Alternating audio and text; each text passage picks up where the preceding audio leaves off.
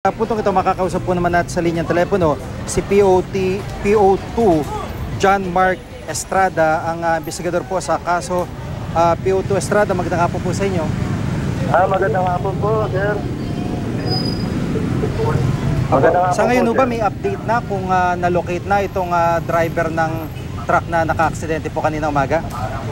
Sa ngayon po, sir, at large pa rin po siya. Wala po siyang pinagkakakilalan ngayon.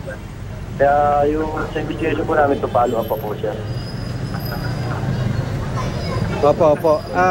Yun nung detalye po nung pagkakakilanlan dito ay meron naman po ang pulis. Opo, tinutuntong po namin kung sino yung may-ari ng Mitsubishi Canter. Sir. Opo. Ang sinasabi ho ni Kagawad Soleta na interview natin kanina lang, yung pong may-ari hindi naman ho kalayuan dito yung hardware. Mabilis nga daw nakipag-ugnayan sa kanila. So, paano ho bang investigasyon na ginagawa po ninyo dito? Ito, sir, may pumunta po rin ng representative ng Picasal Construction Supply at nagkaroon na rin po kami ng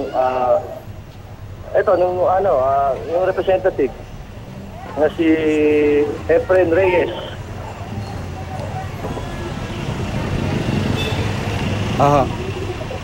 Opo. Yung pamilya ho ng mga biktima ay nakipag-ugnayan na ho ba sa inyo? Opo, sir, yung isa po yung nanay po ni Clarice Ocampo ay nakausap na po ng representative ng may-ari ng truck.